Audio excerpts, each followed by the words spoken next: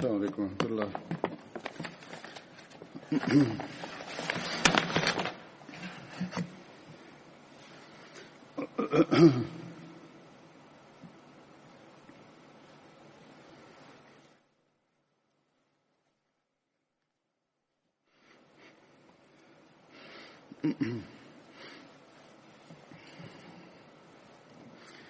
أشهد أن لا إله إلا الله وحده لا شريك له وأشهد أن محمدا عبده ورسوله أما بعد فأعوذ بالله من الشيطان الرجيم بسم الله الرحمن الرحيم الحمد لله رب العالمين الرحمن الرحيم مالك يوم الدين إياك نعبد وإياك نستعين اهدنا الصراط المستقيم صراط الذين أنعمت عليهم غير المغضوب عليهم ولا الضالين. Ассаламу алейкум ва рахматуллах. Имя сподвижника, о котором я сегодня расскажу, Хазрат Муаз бин Харис, да будет доволен им Аллах. Он был из племени Бану Малик бин Наджар, которое было ветвью племени Хазрач. Его отца звали Харис бин Рафа. У него было два брата, Хазрат Муавваз и Хазрат Ауф, да будет доволен ими Аллах.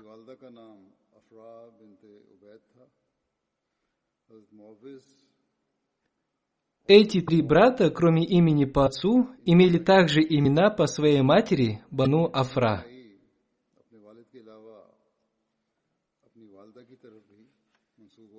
Все они принимали участие в битве при Бадре.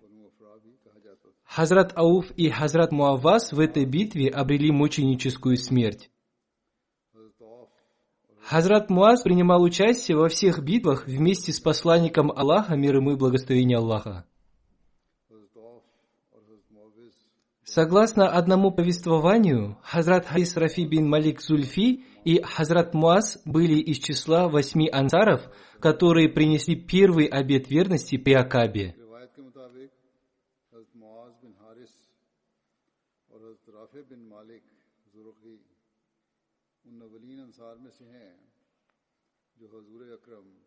Хазрат Муаз принял также участие в принесении второго обета верности при Акабе. После того, как Хазрат Муамир бин Харис переселился в Медину, посланник Аллаха, мир ему и благословение Аллаха, сделал его побратимом с Хазратом Муазом бин Харисом.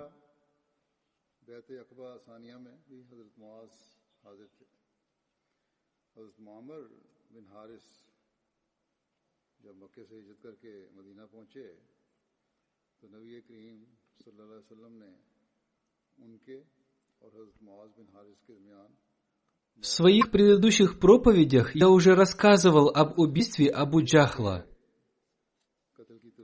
И сегодня я тоже коснусь этой темы, поскольку это связано с Хазратом Муазом бин Харисом.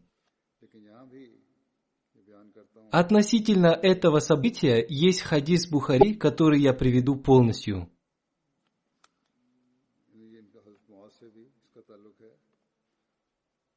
Салих бин Ибрагим повествует со слов своего деда Хазрата Абдурахмана бин Ауфа. Когда мы выстроились в ряд в битве при Бадре, я посмотрел по сторонам и увидел справа и слева от себя двух молодых ансаров. Я же хотел находиться среди сильных людей. И в это время один из них обратился ко мне и спросил: «О, дядя, знаешь ли ты Абу Джахла? Я ответил: о мой племянник, зачем тебе знать о нем?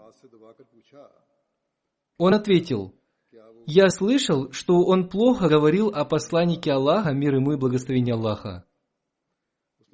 Клянусь Богом, в руках которого находится моя душа. Если я увижу его, я буду смотреть в его глаза до тех пор, пока мы оба не погибнем. Услышав эти слова, я очень удивился.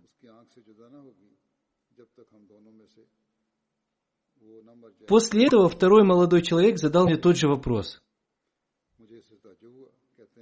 Спустя некоторое время я увидел Абу Джахла прогуливающимся с людьми. Я показал им его и сказал: вот тот человек, о котором вы меня спрашивали.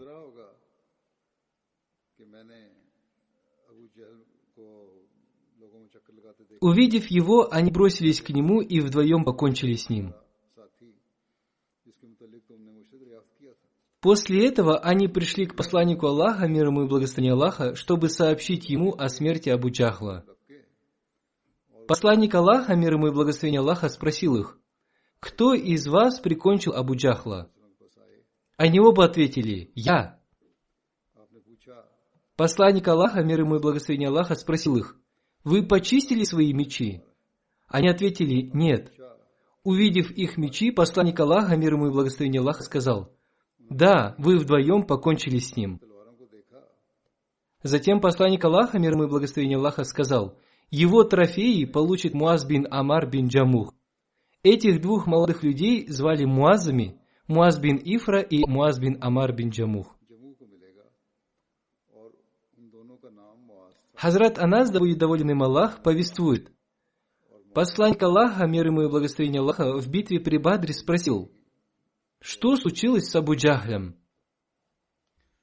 Хазрат Ибн Масуд отправился туда и увидел, как сыновья Ифри, Муаз и Муавис убили его своими мечами.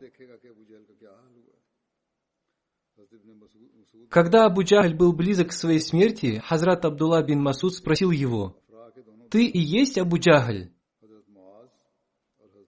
Когда он схватил его за бороду, Абу Джахль сказал: разве вам под силу убить такого великого человека, как я? В другом повествовании говорится, что он сказал: не то что вы, даже весь ваш народ не смог уничтожить такого великого человека, как я.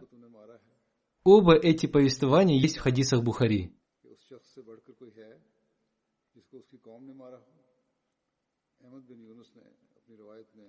Хазрат Зайнуль Абидин Валиулла Шах Сахиб написал о том, как можно объяснить смерть Абу Джахля. В некоторых повествованиях говорится, что с ним покончили два сына Ифри, Муавис и Муаз. После этого Хазрат Абдулла бин Масуд отрубил ему голову. Имам Ибн Хаджар предполагает, что после нападения Муаза бин Амара и Муаза бин Ифри, возможно, на него напал и Муавис бин Ифра.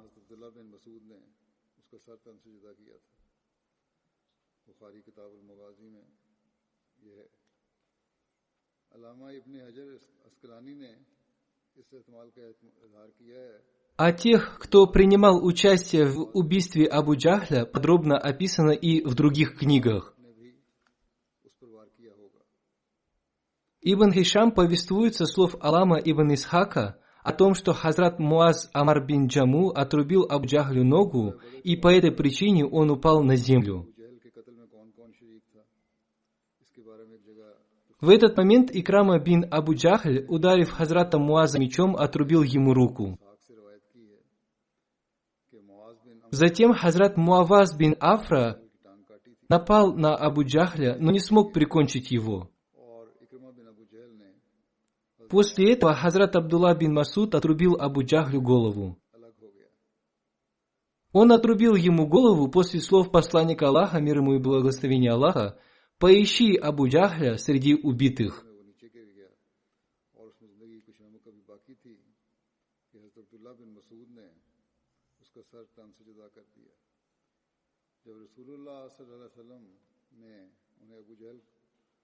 Согласно хадисам Сахих Муслим, два сына Хазрата Афра напали на Абу Джахля и убили его. То же самое написано и в хадисах Бухари.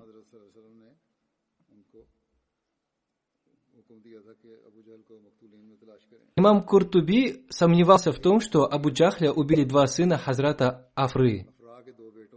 Он утверждал, что его убил Хазрат Муаз бин Амар бин Джаму. Однако другие считают, что им был Хазрат Муаз бин Афра.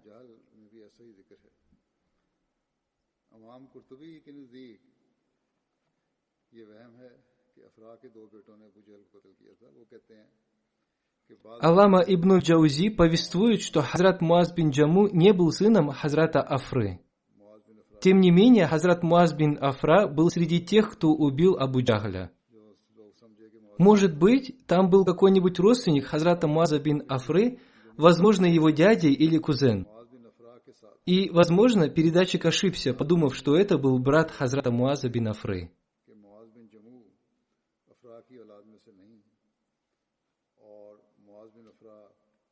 Абу Амар утверждает, что в этой связи наиболее достоверным является тот хадис, который был передан Хазратом Аннасом бин Маликом.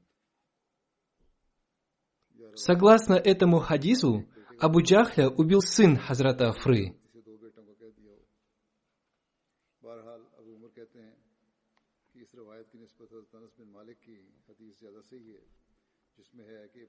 Ибн Таим утверждает, что существует версия о том, что Муаз бин Джаму и Муаз бин Афра были молочными братьями. Аллама Дауди утверждает, что Абу Джахля убили сыновья Хазрата Афры, Муаз и Маваз. По-другому их звали Саад и Сухейль. Как бы там ни было, Абу Джахля убили 3 человека.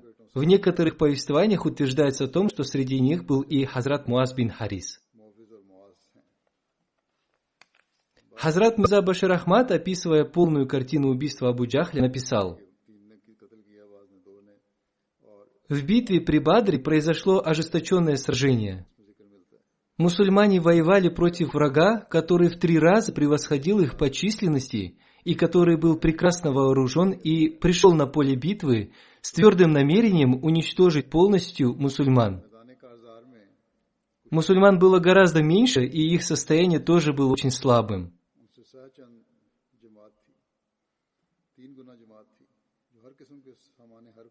Хазрат Мирза Башир Ахмад Сахиб, рассказывая об этом событии в своей книге «Сират Хатаман Навин. Жизнеописание печати пророков», написал: на первый взгляд казалось, что жители Мекки могли победить мусульман за несколько минут. Но их любовь к единобожию и посланнику Аллаха, мир ему и благословение Аллаха, сделала их такими, что они были полностью погружены в религию, и они обладали таким религиозным чувством, которое сделало их настолько сильными, что в мире не было никого сильнее их. И эта их вера наполнила их удивительной мощью. В это время они показывали такой пример служения религии на поле битвы, аналога которому найти невозможно. Каждый из них больше другого хотел пожертвовать собой на пути Аллаха. Состояние их искренности и сильное религиозное чувство были прекрасны. Хазрат Абдурахман бин Ауф рассказывает, что когда началась битва, я увидел рядом с собой 2 молодых юношей из ансаров. Посмотрев на них, я немного расстроился, потому что в таких битвах человек опирается на тех, кто стоит рядом. И хорошо может воевать только тот, рядом с кем находятся хорошие воины.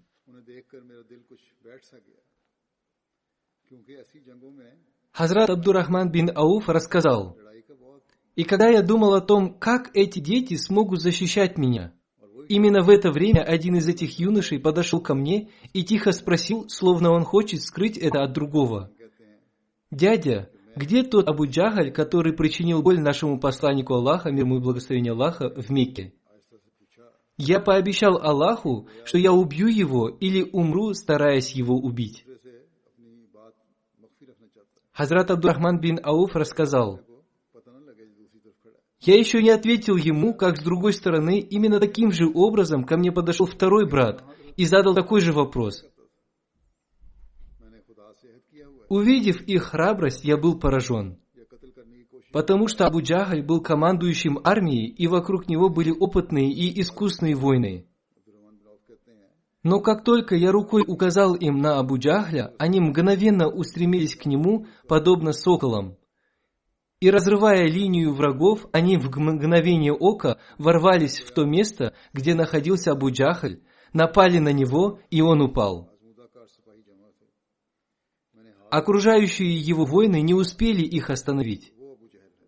Икрама бин Абу Джахль тоже находился рядом со своим отцом.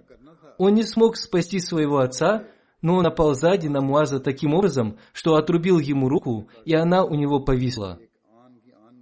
Муаз устремился к Икраме, но он не смог достичь его, потому что его отрубленная рука мешала ему воевать, и Муаз, оторвав ее от своего тела, продолжал сражаться. Хазрат второй халиф обетованного Мессии, да будет доволен им Аллах, вспоминая это событие, сказал: Абу Джахль был таким человеком, что после его рождения людям бесплатно раздавали мясо в течение недели. Было заколото много верблюдец. Постоянно били в барабаны и трубили в трубы. Одним словом, при его рождении много пировали. А убили его двое юношей из Медины.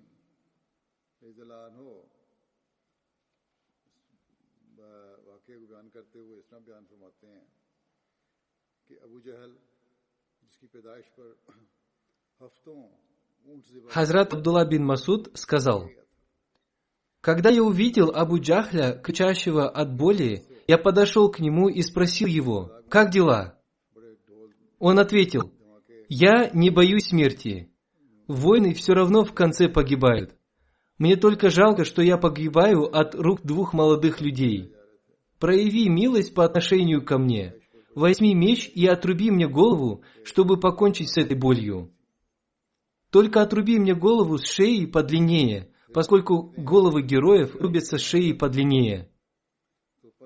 Хазрат Абдулла бин Масуд ответил: я не исполню твоего последнего желания. Я отрублю тебе шею покороче. Он так и поступил, и не исполнил его последнее желание. Посмотрите, какой печальной и унизительной была его смерть. Его последнее желание отрубить ему шею подлиннее так и не было исполнено.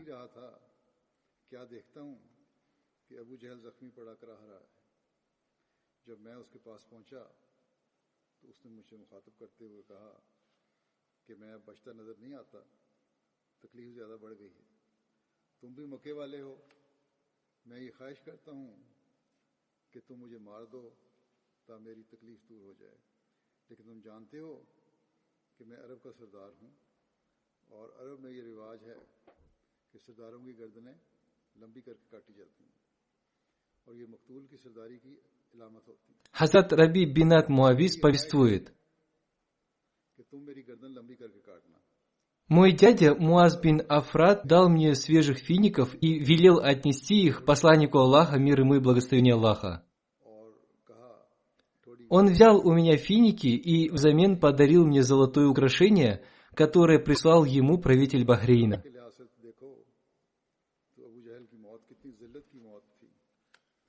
Еще в одном повествовании Хазрат Раби Бинат Муавиз повествует: мой дядя Муаз бин Афрат дал мне подарок и велел отнести его посланнику Аллаха, мир ему и благословение Аллаха. Он взял у меня этот подарок и взамен подарил мне золотое украшение, которое прислал ему правитель Бахрейна. Алама ибн Асир писал: правители Бахрейна и другие цари стали посылать дары посланнику Аллаха, мир ему и благословение Аллаха, после широкого распространения ислама. Однако сначала посланник Аллаха, мир ему и благословение Аллаха, писал им письма и посылал подарки. И в ответ они тоже писали письма и посылали ему дары.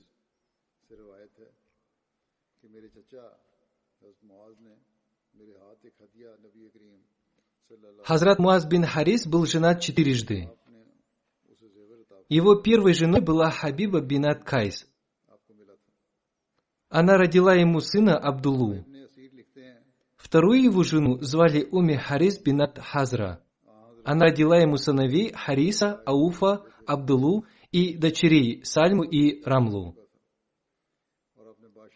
Его третью жену звали Умми Абдулла бинат Нумейр. Она родила ему сына Ибрагима и дочь Айшу.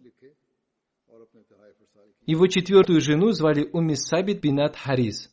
Она родила ему дочь Сару.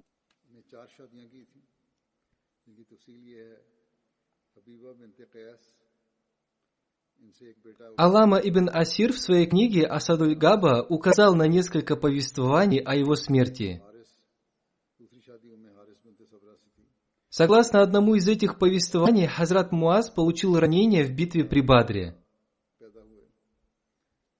После этого его привезли в Медину, где он и умер.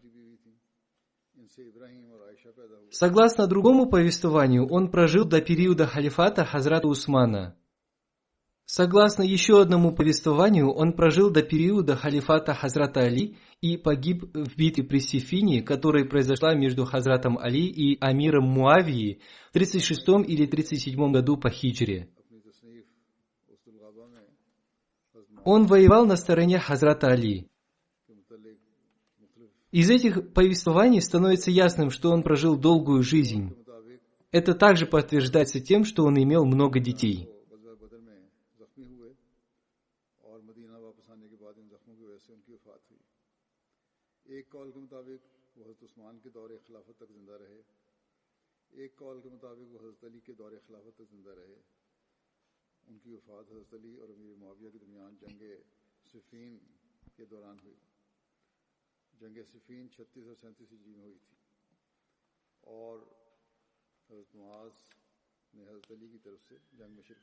А сейчас я расскажу о покойном уважаемом Рани Наимуддин Сахибе. Инна лилляхи ва инна иляхи раджун.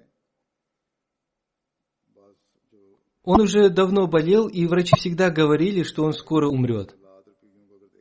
Однако, по милости Всевышнего Аллаха, он всегда выздоравливал. И когда мог передвигаться, всегда приходил в мечеть. Он умер от своей последней болезни.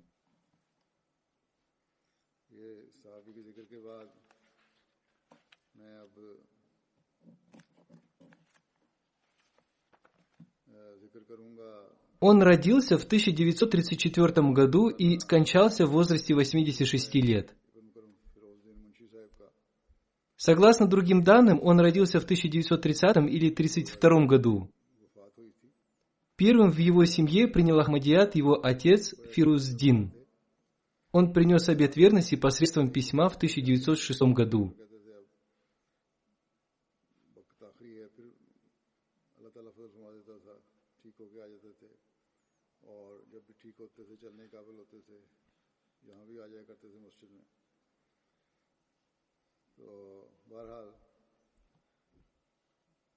После разделения Индии покойный переехал в Пакистан. Сначала он жил в Лахоре, а в 1948 году переехал в Рабву.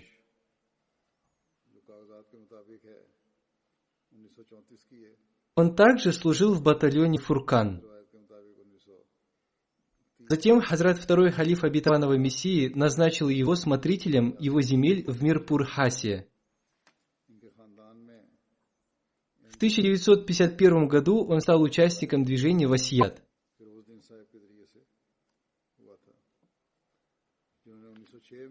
Он женился на Саре Парвин, внучке Хазрата Даулат хан Сахиба, сподвижника Хазрата обетованного Мессии мир ему.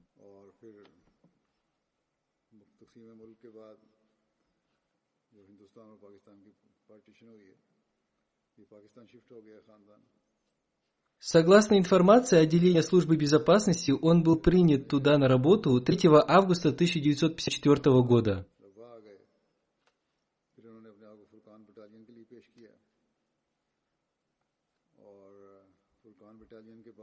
Затем с ноября 1955 по 11 мая 1959 года он был телохранителем Хазрата второго халифа обетованного Мессии.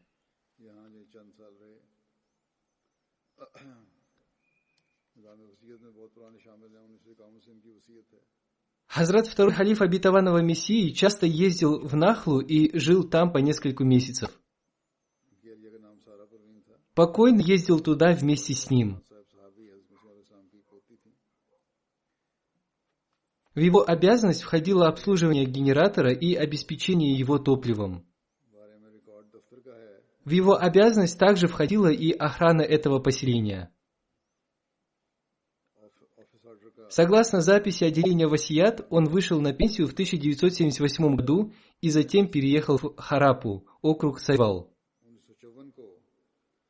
Там он служил смотрителем мечети.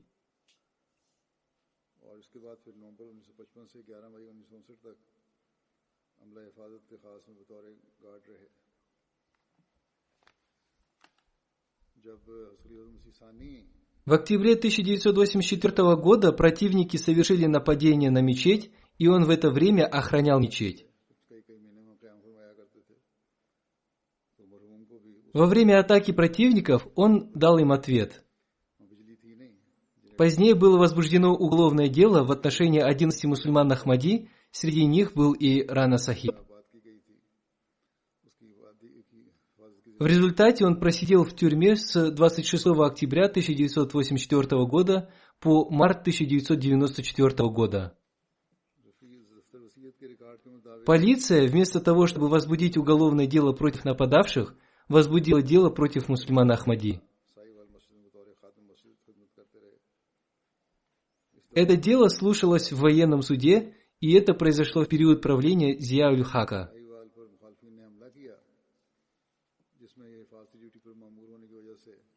Это дело слушалось в суде с 16 февраля по 11 июня 1989 года.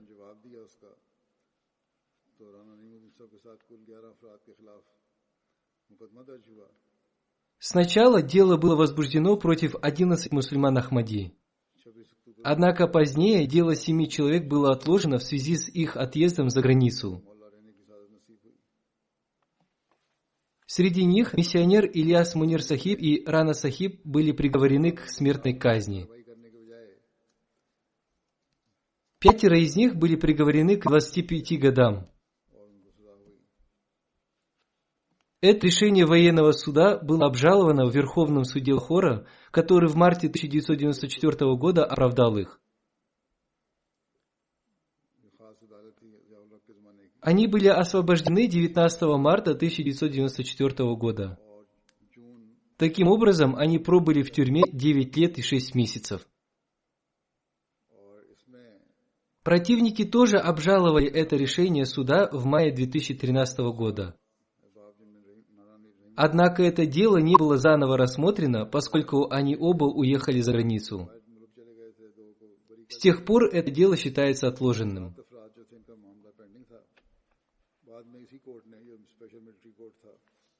Полицейские сильно пытали его. Они хотели, чтобы он признался в том, что он убивал нападавших по приказу халифа времени, поскольку он был телохранителем халифа времени. В 1984 году он приехал в Лондон, где был назначен телохранителем. В 2010 году умерла его дочь, а спустя некоторое время после этого умерла и его жена. В этой связи он попросил у меня разрешения поехать в Пакистан. Я разрешил ему, но предупредил его, чтобы он долго там не оставался. Он так и сделал.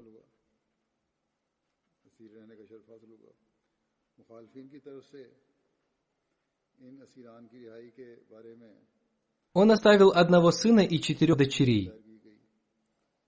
Его сын, Рана Васим Ахмад Сахиб, является посвятившим свою жизнь служению религии, и он служит в офисе личного секретариата халифа времени. 4 его дочери также живут в Лондоне. Его сын пишет: «Мой отец всегда учил меня тому, что нужно всегда быть тесно связанным с Ахмадийским халифатом, поскольку в этом содержатся все блага. Он всегда говорил, что всегда чувствовал себя молодым, когда в любое время видел халифа времени.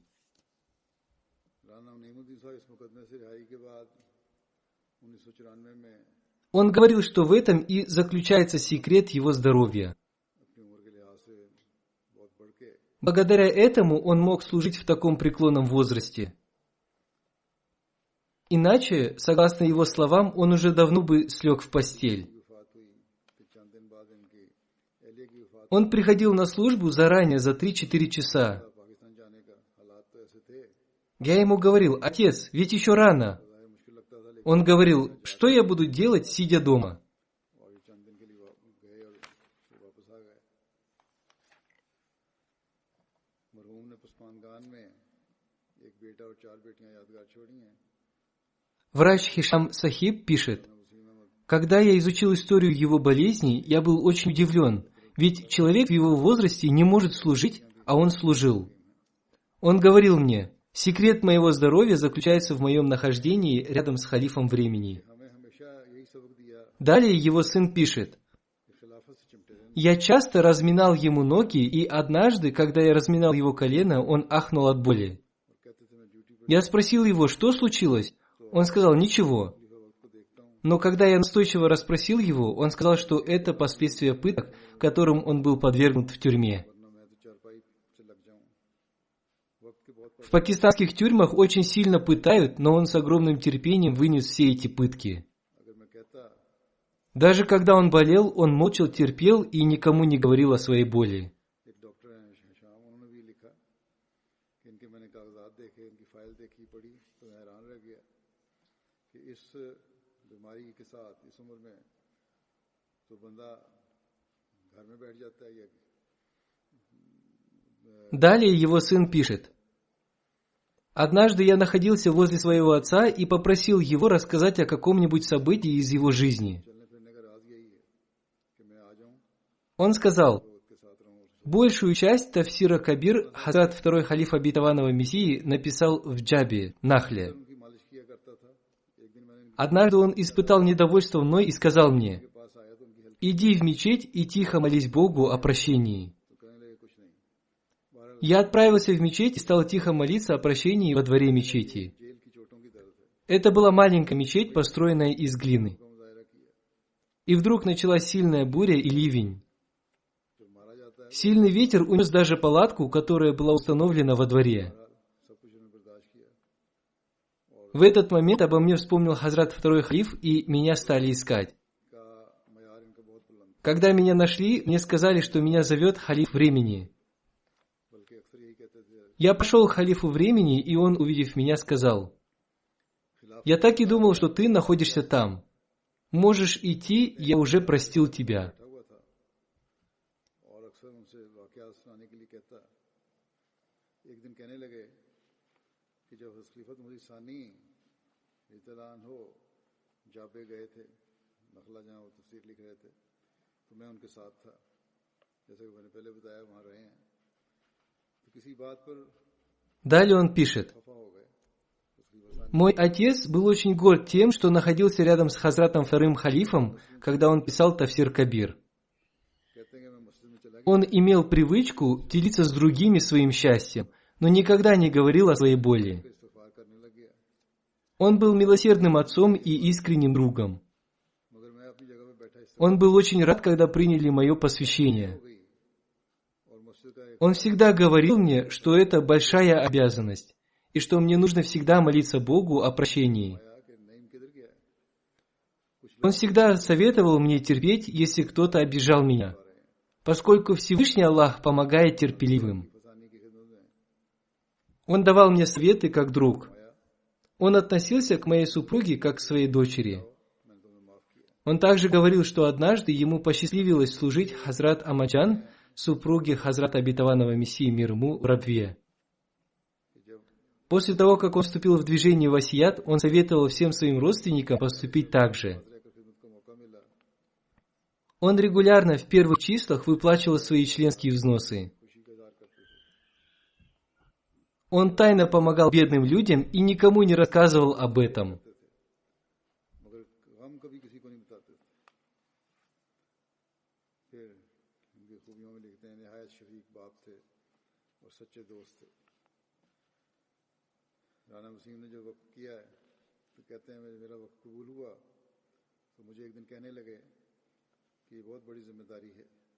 Его дочери пишут: он так сильно любил Ахмадийский халифат, что все мы завидовали ему. Когда кто-то говорил при нем о халифе времени, его глаза наполнялись слезами.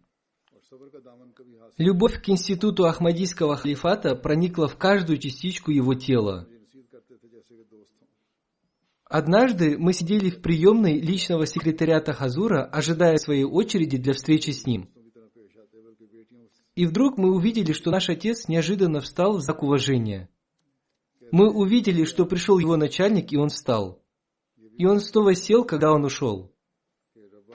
Этим он научил нас очень полезному уроку и всегда советовал нам быть тесно связанным с Ахмадийским халифатом, как железо с магнитом. Недавно он дал нам деньги и сказал, что это для их раздачи в день праздника Разговения. Однако он дал нам эти деньги еще до начала месяца Рамадан. Он сделал это за несколько дней до своей смерти. Мы сказали ему: ведь месяц Рамадан еще не начался. Он ответил: никто не знает день своей смерти, поэтому нужно выполнить свою обязанность.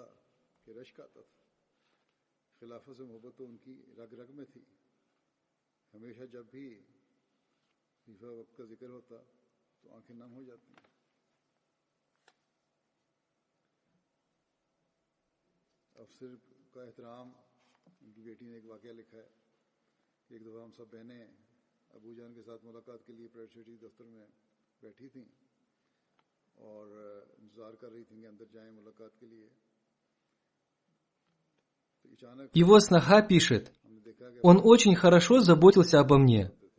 Он всегда советовался со мной как отец.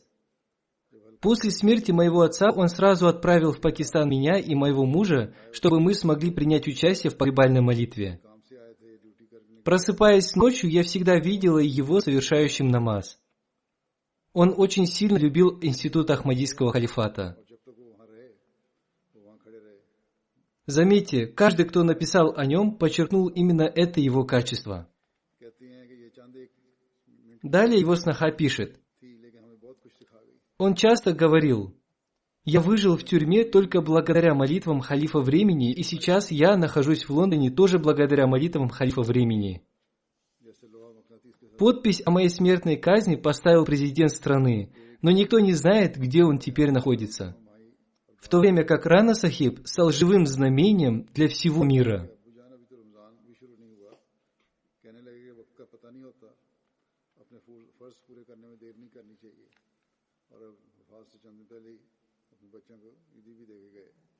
Одна из его дочерей по имени Абда пишет: он всегда наставлял моих детей поддерживать прочную связь с Ахмадийским халифатом, поскольку в этом и заключается настоящая жизнь. Он всегда призывал к совершению намаза, чтению священного Корана и к совершению молитвы тахаджуд. Я не помню, чтобы он когда-нибудь пропустил молитву тахаджуд. Он был для нас сокровищем мольбы. Он был очень гостеприимным человеком и всегда хорошо заботился о своих родственниках. Он продолжал платить членские взносы от имени своего отца, матери и супруги. Он часто громким голосом декламировал следующее стихотворение: «О мой Бог, мы довольны тем, что Ты желаешь, будь это Твоя милость или Твое испытание». После смерти нашей матери он очень хорошо относился к нам и к своей снохе.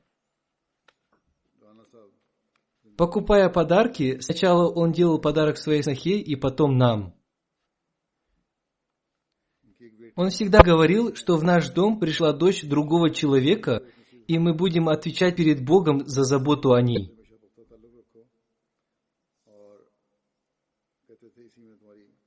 Еще одна его дочь пишет: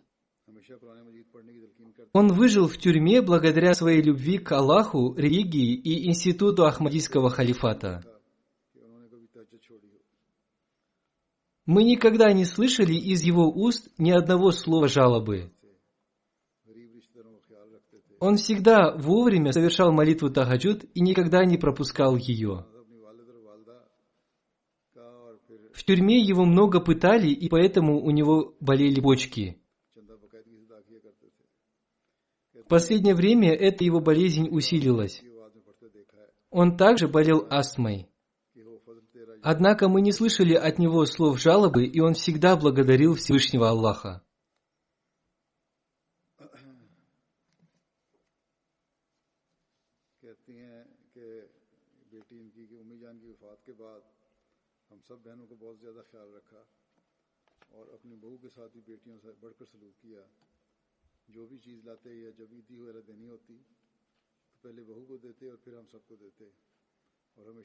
Еще одна его дочь пишет: он завещал увезти его тело в Пакистан после его смерти. Ради этого он даже копил деньги на наши билеты. Поэтому он говорил, что после его смерти нам не придется просить деньги у своих мужей, и мы сможем сразу же отправиться в Пакистан. Сейчас такое время, что невозможно увезти его тело в Пакистан. Он временно захоронен здесь. Однако, если в будущем у нас появится такая возможность, мы обязательно отвезем его тело в Пакистан. Его племянник Рана Шабир, который служит врачом-кардиологом в Рабве, пишет: когда он сидел в тюрьме, я много раз носил ему передачи. Он всегда наставлял нас проявлять терпение. Он был очень благородным и терпеливым человеком. Его племянница пишет: до 1980 года он жил в резиденции халифа времени, и мы всегда в дни Джальсы Саляна, ежегодных съездов общины, останавливались в его доме. Вместе с нами были и гости из числа неахмади. Он всегда говорил своей жене, чтобы она оказывала им хорошее гостеприимство. Места было мало, и поэтому сами они спали на кухне или на складе. Он всегда говорил: это гости Хазрата Обетованного Мессии, мир ему, и поэтому о них нужно хорошо заботиться.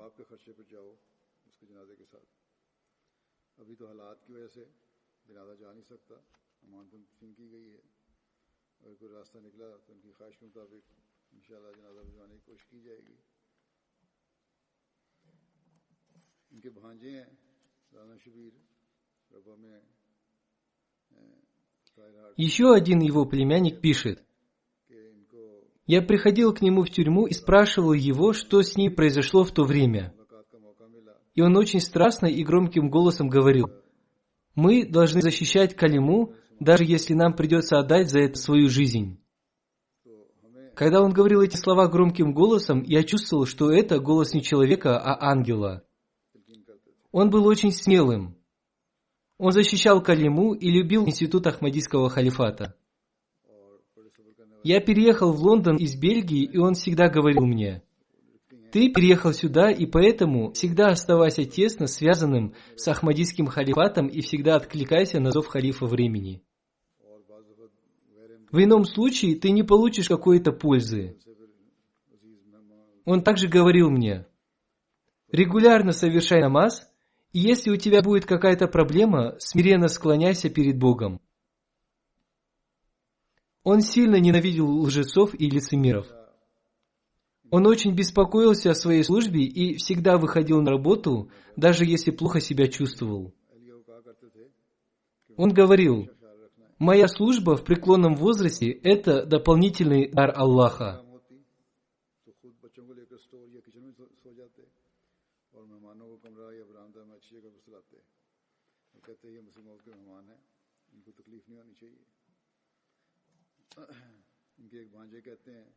Ильяс Мунир, миссионер, который сидел вместе с ним в тюрьме, пишет: я прожил большую часть своей жизни вместе с ним, и мне очень жаль, что из-за пандемии я в последний раз не могу увидеть его лицо.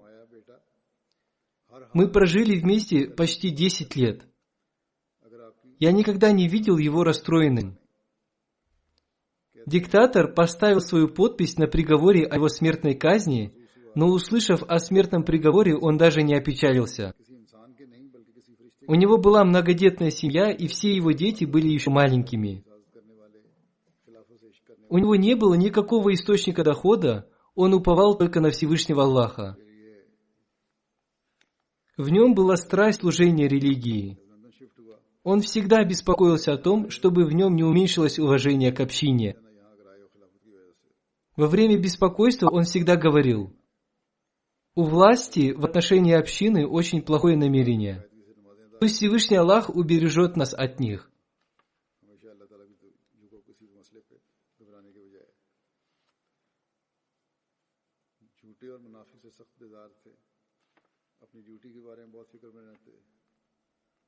Всевышний Аллах исправил все его дела.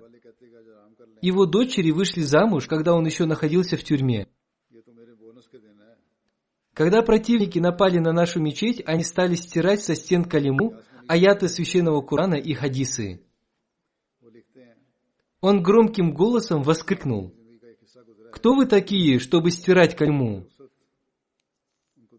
Он часто говорил на языке пенджаби, но именно эти слова он произнес на урду. До этого я ни разу не слышал, чтобы он говорил на урду. Нападавших было больше 40 человек, но он дал им такой отпор, что они стали искать убежище в разных углах мечети, в то время как остальные нападавшие просто убежали. Когда полицейский спросил, кто открыл огонь, он без колебаний сказал, что это был он. Его сильно пытали и заставляли назвать имена руководителей общины, которые приказали ему открыть огонь. Однако этот мужественный человек не назвал ни одного имени и сохранил честь общины.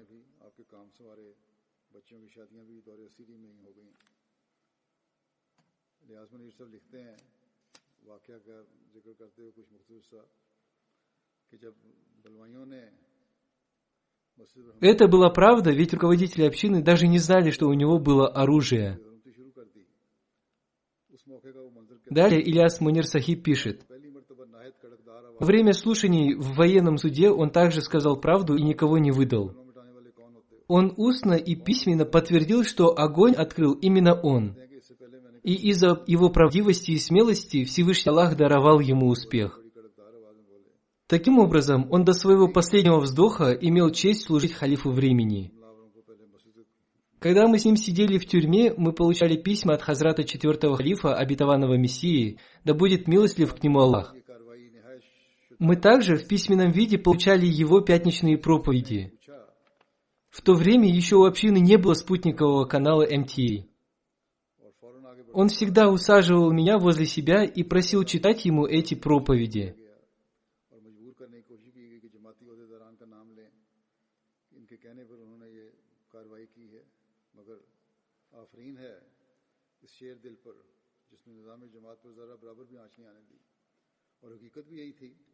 После вынесения смертного приговора мы сидели в камере смертников. Нам разрешали выходить только на прогулку. В это время он всегда просил меня читать ему проповеди халифа времени. Если нам удавалось совершить коллективную молитву, мы всегда совершали ее вместе.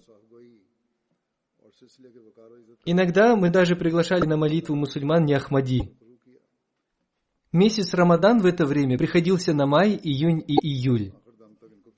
Там было трудно соблюдать пост, но он все равно соблюдал его. Он был мужественным человеком и мог вынести любые испытания. После вынесения приговора о смертной казни, он проводил свое время, не проявляя печали. Это заметили и другие люди. Президент уже подписал приговор о его смертной казни, и однажды к нему пришел начальник тюрьмы и сказал: «Посмотрите на этого Мирзаи. Они удивительные люди. Совсем скоро они будут повешены, но на их лицах мы не видим никакой печали».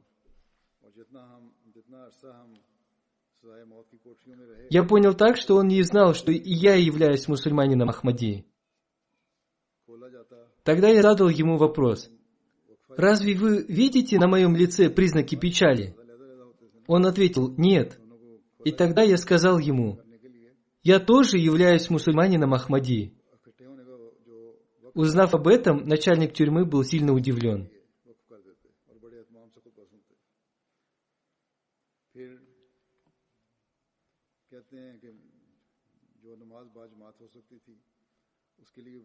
В конце я хочу зачитать один отрывок из письма Хазрата 4-го халифа обетованного Мессии, которое он написал Рана Сахибу в сентябре 1986 года.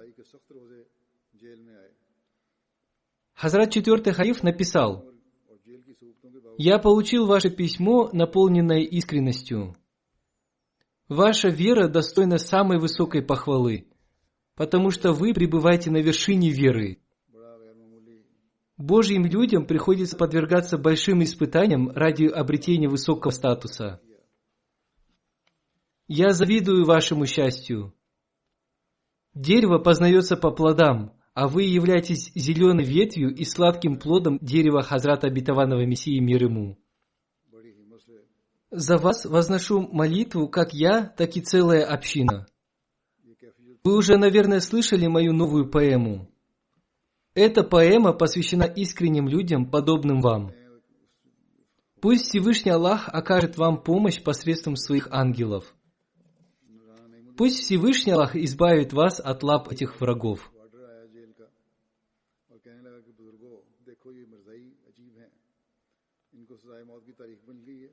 Мубарак Садик Сахиб пишет: «Однажды в беседе я спросил его о периоде его пребывания в тюрьме и какие трудности он там пережил. Улыбнувшись, он сказал: «Жизнь мусульмана Ахмади посвящена повиновению Всевышнему Аллаху, его пророку и халифу времени. Поэтому я никогда не испытывал трудностей.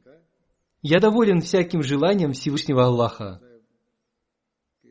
Несомненно, он был доволен всяким обстоятельством своей жизни.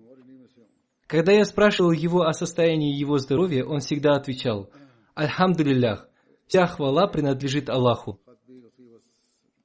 Когда он выписывался из больницы, на следующий день он всегда приходил на службу. Он всегда возносил мольбы, встречаясь со мной. Он болел такой болезнью, что из-за нее у него всегда были опухшими ноги. Обычно другие люди в таких случаях не выходят из дома, а он всегда, будучи больным, был на службе. Как я уже говорил, один из врачей, видя это, был очень удивлен.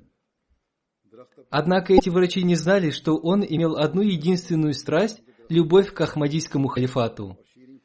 И он имел сильное желание всегда находиться рядом с халифом времени. По этой причине он всегда был на службе. Именно это и притягивало его к мечети. Я тоже всегда видел на его лице довольство и любовь к халифу времени. Пусть Всевышний Аллах окажет ему свою любовь в будущем мире. Пусть Всевышний Аллах одарит его местом у ног его возлюбленных. Лично я знал его с детства. Когда второй халиф находился в Джабле, Нахле, мы тоже ездили туда летом. Он и тогда относился к нам с большой любовью. После того, как я стал халифом, я увидел эту любовь совершенно по-иному. Как мы уже слышали о его сильной любви к халифату, это было заметно по его лицу.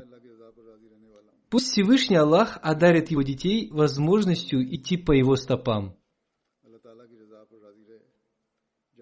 Я не смог провести его погребальную молитву по причине пандемии коронавируса, поскольку здесь, в Великобритании, закон не позволяет это делать, и мне очень жаль. Иншаллах, когда-нибудь я совершу его погребальную молитву джаназа-гайб в отсутствии тела покойного.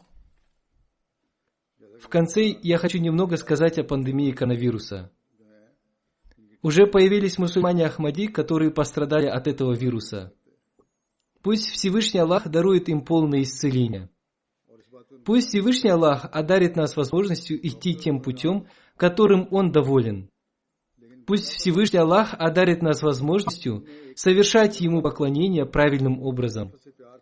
Пусть Всевышний Аллах одарит нас возможностью служить человечеству. Пусть Всевышний Аллах поскорее избавит нас от этой пандемии. Пусть Всевышний Аллах одарит разумом этот мир, чтобы он узнал о своем Боге, и чтобы он узнал о единобожии и начал поклоняться Ему. Пусть Всевышний Аллах окажет свою милость всем нам. Аминь.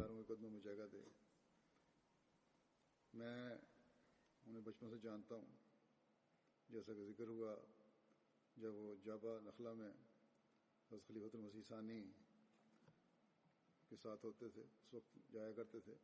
हम भी कुछ दिनों के लिए वहाँ जाया करते थे गर्मियों में। हमसे उस वक्त भी उनका बड़ी शफकत का सलूक होता था। और खिलाफत के बाद तो इसका रंग ही और था मेरे साथ। जैसा कि खिलाफत से वफा के वाक़यात और एहसास जज्बात हमने सुन लिए हैं, वो हर वक्त नज़र आते थे। अल्लाह ताला उनके बच्चों को भी हमेशा वफा के साथ अपने बाप के नक्शे कदम पर चलने की तौफीक अता फरमाए। हालात की वजह से उनका जनाजा तो नहीं पढ़ा जा सका, मैं नहीं पढ़ सका, हुकूमती पाबंदियाँ भी थीं, शॉर्ट रिस्ट्रिक्शंस थीं। इसका अफसोस भी है। इंशाअल्लाह ताला किसी वक्त उनका जनाजा गायब भी पढ़ा दूंगा। आखिर पर मैं दोबारा आजकल की मर्ज़ के हवाले से ये भी कहना चाहता हूँ कि अपने अहमदी मरीज़ हैं बाज़, उनके लिए भी दुआ करें। अल्लाह ताला सबको शिफ़ाए कामिला अता फरमाए और हमें भी अपनी रज़ा की राहों पर चलने की तौफ़ीक़ अता फरमाए। सही रंग में हमें इबादत का हुकूकुल इबाद का हक़ अदा करने की तौफ़ीक़ अता फरमाए और जल्द ये बला हमसे दूर फरमाए। दुनिया को भी समझ और अकल दे, वो भी ये खुदा को पहचानने वाले बने, खुदा ताला की इबादत करने वाले बने, तौहीद को जानने वाले बने। अल्लाह ताला सब पर रहम फरमाए।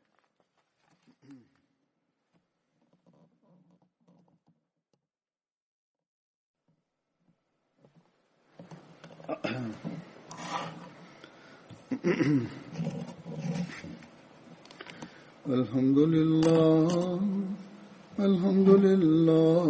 नहमदुहु व नस्तईनुहु अल्हम्दुलिल्लाह नहमदुहु व नस्तईनुहु व नस्तगफिरुहु व नुमिनु बिही व नतवक्कलु अलैहि व नऊज़ु बिल्लाहि मिन शुरूरि अनफुसिना व मिन सय्यिआति अअमालिना मन यहदिहिल्लाहु फला मुदिल्ल लहु व मन युद्लिल्हु फला हादिय लहु व नशहदु अन ला इलाहा इल्लल्लाह व नशहदु अन्ना मुहम्मदन अब्दुहु व रसूलुहु।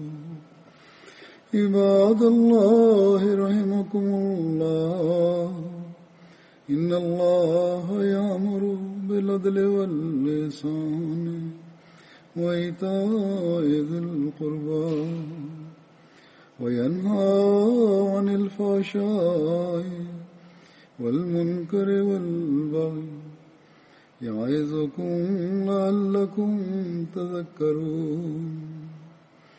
उज़्कुरुल्लाहा यज़्कुरुकुम वदूहु यस्तजिब लकुम वलज़िक्रुल्लाहि अकबर।